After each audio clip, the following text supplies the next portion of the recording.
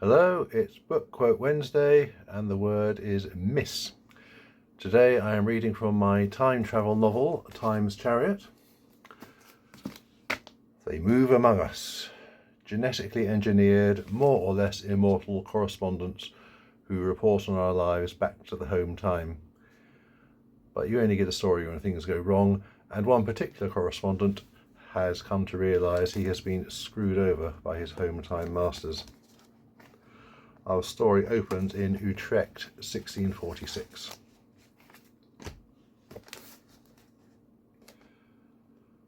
The correspondent checked the brace of pistols for the 10th time. Both were charged and primed, both were ready. He had owned them from new and he had practiced with them for months. He could hit anything he chose at up to 30 feet. It was an accuracy that would have astonished that Van Krink man, but then the correspondent had access to thought processes and powers of mental computation that would also have astonished the fat gunsmith. And in the very unlikely event of his missing with one barrel, he doubted his target could move fast enough to avoid the other.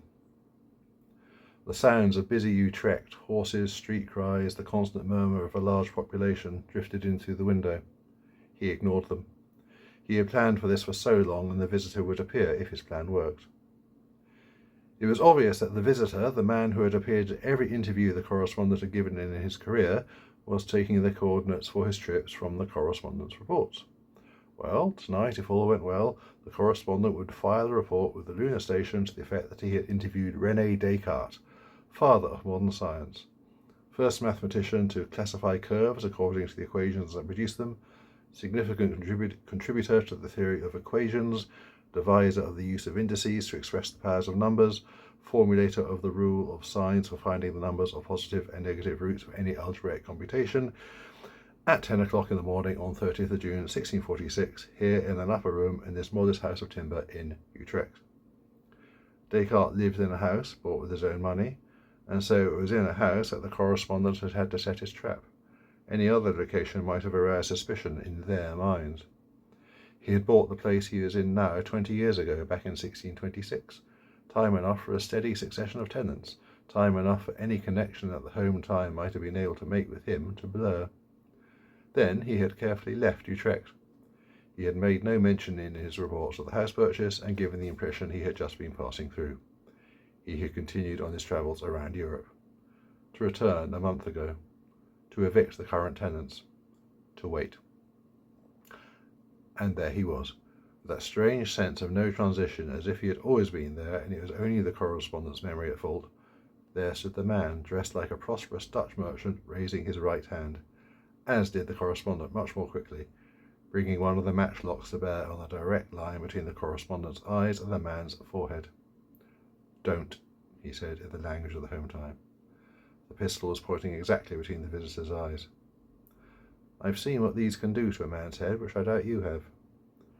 Realization and horror flashed across the visitor's face. "My God, he remembered me," he said, and his hand twitched upward. The correspondent fired, moving his hand slightly before he did.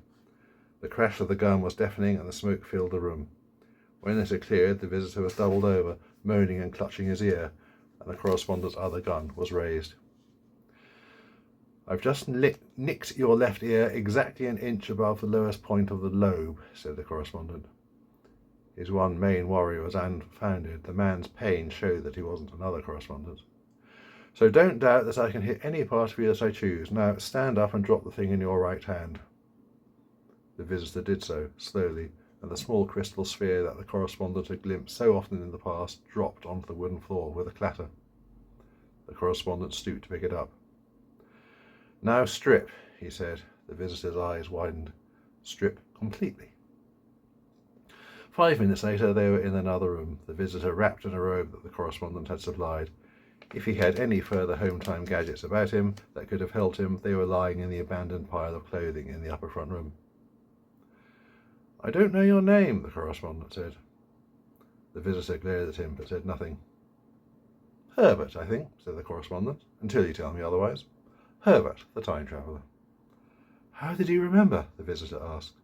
They sat facing each other in comfortable chairs. The correspondent had thought it only hospitable to set some wine aside in readiness, and Herbert's teeth clattered against his cup. The correspondent held his own cup in one hand and the second matchlock in the other, and the barrel pointed without wavering at Herbert's heart. "Not important," said the correspondent. With the bacon incident in mind, he had taken the precaution of giving the servants the day off. "Incidentally, I've stored a written account of everything I remembered in several occasions around town and elsewhere. Even if you somehow make me forget everything again, I'll remember again, and again, and again, and again." Herbert grimaced. "I was careless." "Yes," the correspondent agreed. "And now you can make up for it by taking me back to the home time." Herbert looked at him with blank surprise. "Back to the home time," the correspondent repeated with more emphasis.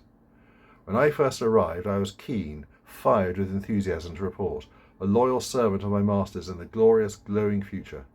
I knew I had a purpose, a valuable function, and I was eager to serve. The home time was waiting for my reports. They needed them. The 21st century seemed a long time to wait, but I could handle it, and of course there was no way home, was there? You couldn't send anyone back to get me, because the equipment to do so wouldn't exist before the 21st century. I had to wait. I had no choice. And then I learned the home time were a bunch of lying bastards and they could come and go as they pleased. Somehow my motivation just evaporated, and now you can take me back." Herbert slowly put down his cup and sat back in his chair, cold amusement doing battle on his face with natural caution deriving from the fact that the correspondent still held a gun pointing at him. "Supposing I said it was impossible," he said. "I wouldn't believe you. Everything else has been a lie, hasn't it?" "Transference doesn't need—" "Transference? Travel through time," Herbert snapped.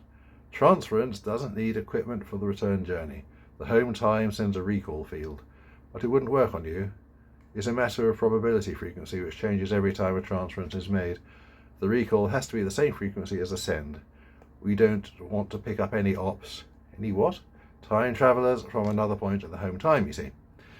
Now, the probability resonance of objects can be changed. That's how we bring back samples from other times, but that needs special tagging equipment, which I don't have on me." He looked the correspondent in the eyes. "That's why I can't take you back. Not won't, can't." The correspondent said nothing for a moment. "Then you have one of these recall fields planned, then?" "I set it to cover the immediate area around the original coordinates," Herbert said, after a pause during which he was plainly wondering how much to reveal.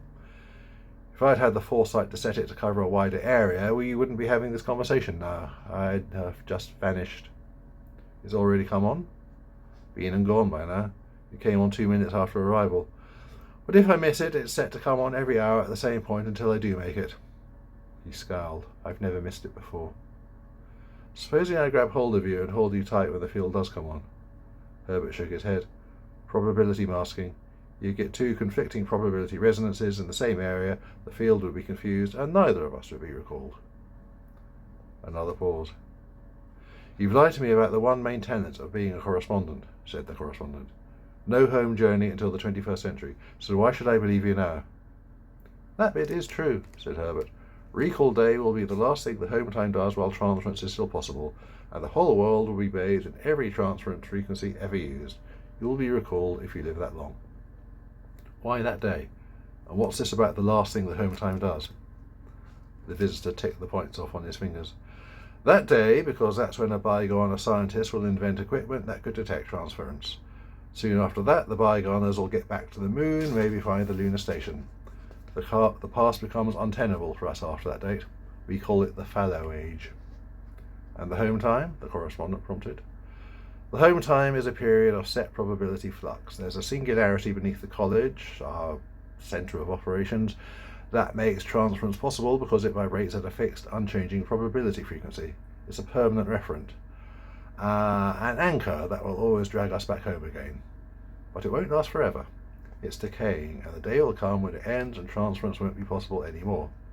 But we keep our word, and you will be recalled before then." "How long does it have to run, from your point of view?" "Is that relevant? Let's just say not long enough." "You've been very forthcoming," the correspondent said. "I could still just kill you now." "You could," said Herbert, "but this is an imperfect situation, so let's make the best of it." His earlier shock was all gone now, and he sounded almost in charge. "I can't take you back with me just now. You've remembered me. Inconvenient, but it happened. Now, I'm not going to carry on as a correspondent," said the correspondent. "I might have to stay here, but I'm damned if I'm going to lift a finger for you again." Herbert shrugged.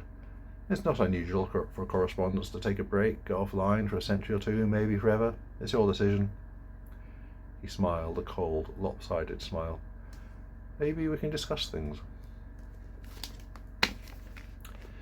It might not have been obvious, but major clues as to what is going on generally happened in that chapter. Anyway, remember you can buy my books at www.benjeeps.com. See you next time.